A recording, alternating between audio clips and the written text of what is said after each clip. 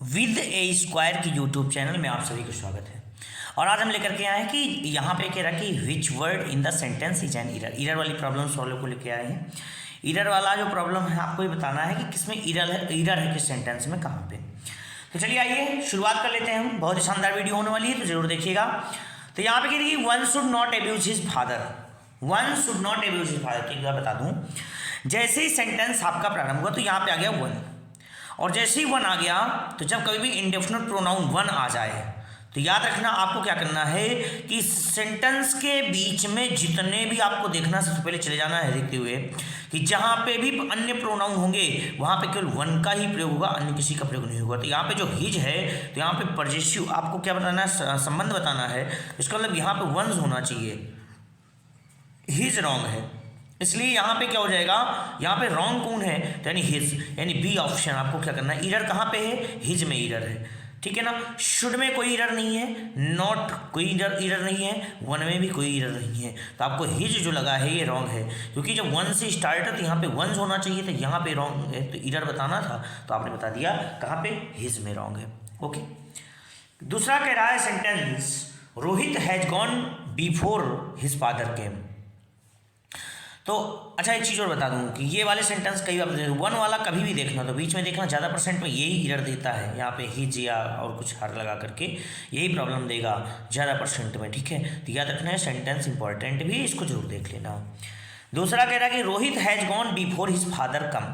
अच्छी बात बताऊँ, जब प्रिंसिपल क्लास आपका प्रेजेंट में है तो इसका मतलब ये भी प्रेजेंट में होना चाहिए, कोई बात नहीं। यहाँ पे पास्ट वाली कुछ लोग शक करते हैं रोहित हैड गॉन होना चाहिए बिफोर, तो ऐसा कुछ नहीं, रोहित हैज गॉन बिफोर। अच्छा, हिज फादर कम जो यहाँ पे लिखा है इसमें गौर करिए आप, यहाँ पे हिज फादर ये सिंगुलर सब्जेक्ट है और कम जो है कौन सा ये जो वर्ब है, तो वर्ब जो होती हैं अपने आप में क्या होती हैं, प्लूरल होती हैं। तो इसको सिंगुलर बनाओगे तो यहाँ पे कम्स होना चाहिए था, या तो सेंटेंस ही होता।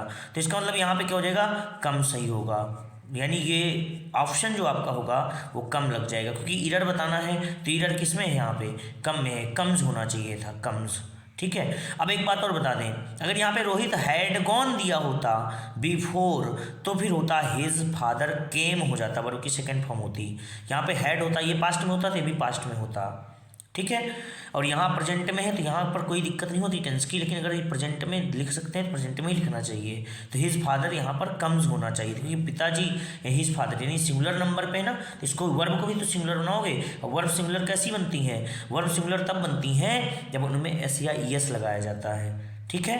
तो ये हो गया आपका अगला है the driver stood at the extremities is of the rock. क्या बात है, सेंटेंस बड़ा अजीब दिया है, the driver stood at the extremities. बेटा यहाँ पे जो एक एडजेक्टिव दी गई है, देखो दा लगा सुपरलेटिव डिग्री के, बहुत अच्छी बात है, लेकिन जो एक्सट्रीमेस्ट वर्ड दिया है ये रॉन्ग है। क्यों रॉन्ग है, क्योंकि याद रखना ये एक्सट्रीमेस्ट वर्ड क्या होता है, एक्सट्रीमेस्ट कभी नहीं बनाया जाता, मोर एक्सट्रीम या मोस्ट एक्सट्रीम भी नहीं होता।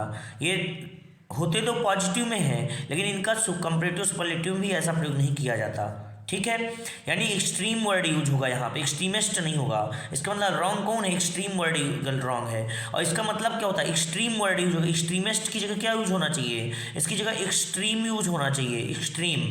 क्यों, क्योंकि एक्सट्रीम मीन्स होता है चरम या दूरतम, ठीक है ना, अधिक दूरतम, ठीक है ना, अधिक दूर जिससे बोलते हो। और यहाँ पे द लगेगा सुपरलेटिव डिग्री के रूप में अगर बना रहे तो द लगेगा, कोई दिक्कत नहीं है। लेकिन यहाँ पे गलत क्या है, एक्सट्रीम, जो एक्सट्रीमिस्ट जो लिख दिया इसने ये गलत होना चाहिए, एक्सट्रीम क्या होना चाहिए, एक्सट्रीम होना चाहिए था, ठीक है। तो कुछ वर्ड होते हैं जैसे यूनिक है, माफ कीजिएगा, यूनिक है, एक्सीलेंट है, परफेक्ट है, एक्सट्रीम है, ये सारे वर्ड्स क्या होते हैं, पॉजिटिव होते हैं, लेकिन सुपरलेटिव कंपैरेटिव भी बदले नहीं जाते, ठीक है, सेम अपनी जगह पे चले। याद रखना, यूनिक हो गया, एक्सीलेंट हो गया, परफेक्ट हो गया, ठीक। तो ये रहा, तो इसमें रॉन्ग इरर कौन है, एक्सट्रीमिस्ट में इरर है, एक्सट्रीमिस्ट में इरर है। चलिए अब कहेंगे man is more taller than Ram.